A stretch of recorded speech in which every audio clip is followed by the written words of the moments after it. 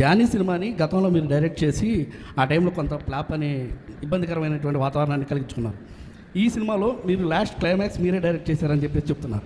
దానికి అప్పటికి ఇప్పటికీ ఏంటి ఎలాంటి చేంజ్ మీరు గమనించారంటే? అలాగే అంటే నేను జానీ నిన్న కూడా చెప్పానంటే నాకు ఏమనిపించిందంటే, ఒక సినిమా తీసేటప్పుడు చాలా నలుగుతూ ఉంటాయి. నేను చెప్పే సినిమా అనేది ఒకటే కష్టపడేది కాదు, ప్రతి ఒక్కటి ఈవెన్ ఒక చిన్నపాటి ఉపాధి శ్రామికుడు కూడా కష్టపడతారు, యుద్ధం చేయాలి పట్టుకోటి కోసం. సినిమా ఏంటంటే చాలామంది డబ్బులు చాలా గ్లామరస్గా కనిపిస్తుంది ఫిల్మ్ ఇండస్ట్రీ.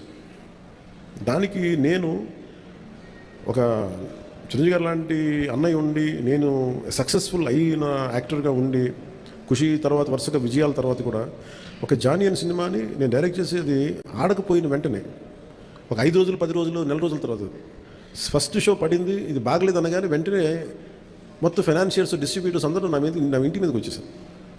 మాకు డబ్బులు రావట్లేదు, ఇక్కడ ఏం చేస్తామండి. నా క్వశ్చన్ ఏముందంటే, మీకు డబ్బులు ఇచ్చినప్పుడు నాకు ఎప్పుడు ఎక్స్ట్రా ఇవ్వలేదు కదా, ఇప్పుడు డబ్బులు పోయినప్పుడు అది ఉండదు అక్కడ. సో నేను కంప్లైంట్ చేయట్లేదు. అంటే నాకు ఏమనిపించిందంటే, ఫస్ట్ టైం నాకు చాలా ఒక కాలంలో చెప్పిన అన్ని బంధాలు ఆర్థిక బంధాలు నాకు అది గుర్తొచ్చింది. నేను ఆ రోజు మొత్తం నా రెమ్యునరేషన్ తీసుకోలేదు, ఇచ్చేసాను. నాకేమనిపించిందంటే ఒంటరితనం అనిపించాను.